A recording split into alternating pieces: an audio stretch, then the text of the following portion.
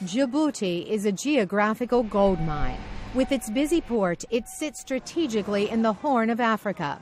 It's across the Gulf of Aden from Yemen and bordered by Ethiopia, Eritrea, and Somalia, making it a prime counter-terrorism partner for the United States. Djibouti is home to 3,000 U.S. civilian and military personnel at Camp Lemonnier, the only permanent U.S. military base in Africa located next to the Djibouti International Airport. The U.S. pays $38 million a year to lease the base. Its location, the Red Sea. Joe Siegel is research director at the Africa Center for Strategic Studies. The U.S. has calculated that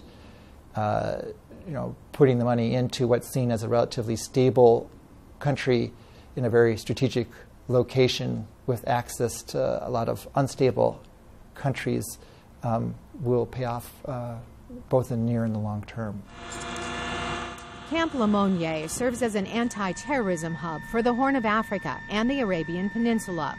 Up until recently, it was used to launch U.S. drone strikes against suspected al-Qaida fighters. And when I respond, then you tell me, that's correct. Ben Fred Mensa teaches international relations and government at Howard University. Terrorism is very much alive, and as America always says, it's better we fight them outside than to wait, and fight them at home. But Djibouti residents complained when 5 drones in 3 years crashed, one just 1.5 kilometers from Djibouti City.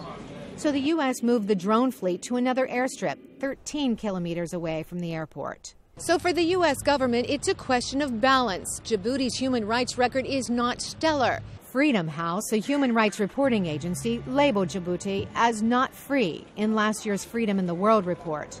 It accused President Omar Guelleh of suppressing civil liberties and ranked its political right near the bottom. Abayomi Azikiwe, the editor of Pan-African News Wire, is totally against the U.S. military buildup.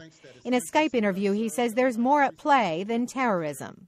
Due to the fact that more and more oil is being imported from Africa into the United States, as well as other strategic minerals, that, in our opinion, is guiding this increased military presence. Fred Mensa's opposition stems from his African roots. I'll begin to question as to whether we still enjoy our sovereignty, or whether we are losing our sovereignty because we are relatively weak.